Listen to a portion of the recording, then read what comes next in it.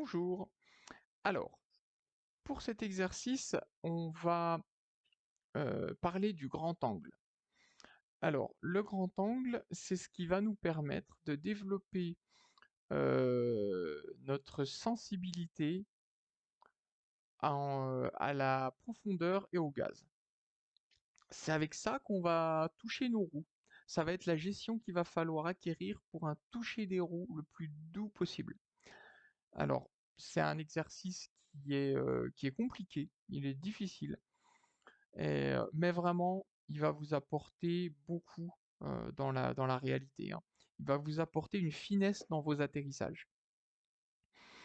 Alors, ce qu'on va faire, on va reprendre l'exercice d'avant, donc le circuit d'approche, mais on va le compléter par le grand angle.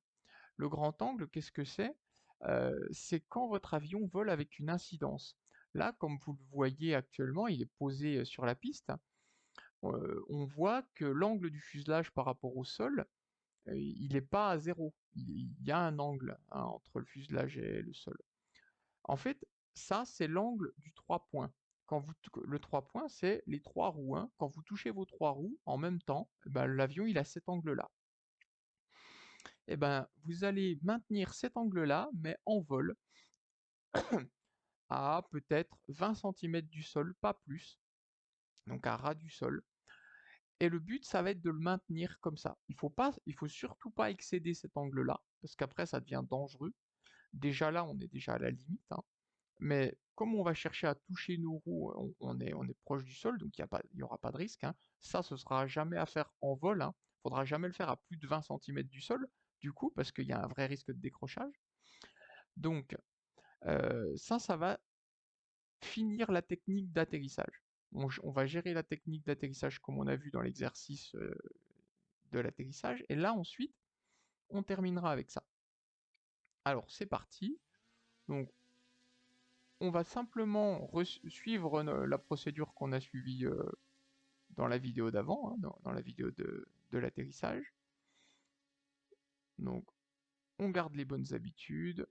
Voilà. Virage à 90 degrés. On s'éloigne bien en profondeur.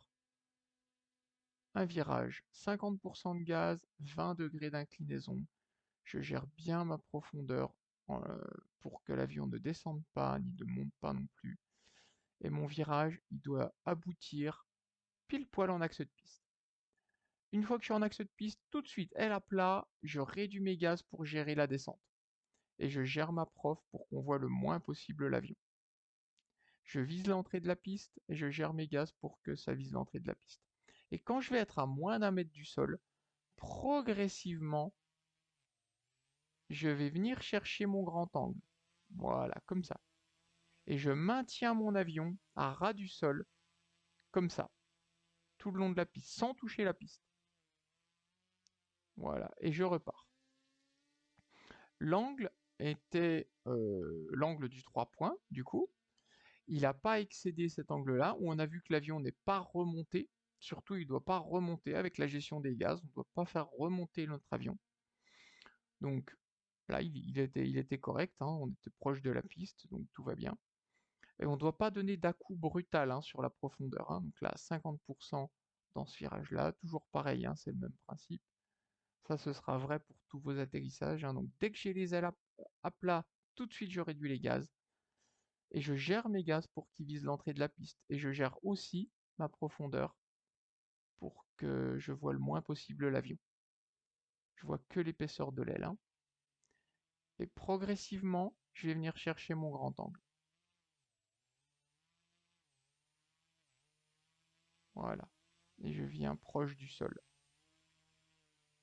Et je longe toute la piste comme ça. Voilà. Et je repars. Une fois que vous en avez fait comme ça quelques-uns, vous allez pouvoir faire l'atterrissage comme il sera dans la réalité. Ça veut dire que on va coupler les deux techniques, c'est-à-dire que vous allez commencer avec l'approche comme on a vu, et vous allez terminer avec le grand angle. Mais dans la réalité, il ne faudra surtout pas tenir le grand angle sur une longueur de piste totale, c'est beaucoup trop long. Le vol aux grands angles, vous allez le tenir sur peut-être 5 ou 6 mètres.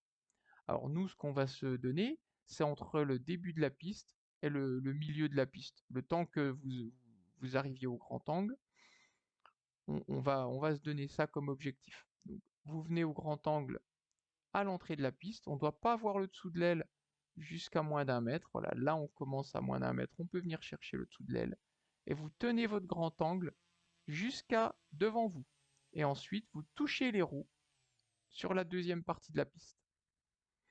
Alors, le toucher des roues doit se faire uniquement en réduisant, une fois que votre grand angle est installé, hein, vous réduisez de 1 mm les gaz. C'est pas plus, hein. Quand le grand angle il est tenu, vous avez trouvé la bonne position de gaz et de profondeur, ça bouge plus. Vous réduisez de 1 petit millimètre la profondeur et vous tirez la profondeur de 1 mm en plus. Et là, il va se poser comme une fleur. Voilà. Alors, petit exercice pour compléter, du coup. Avec ces deux exercices-là ensemble, ça vous fait un atterrissage au top. Voilà, bon entraînement!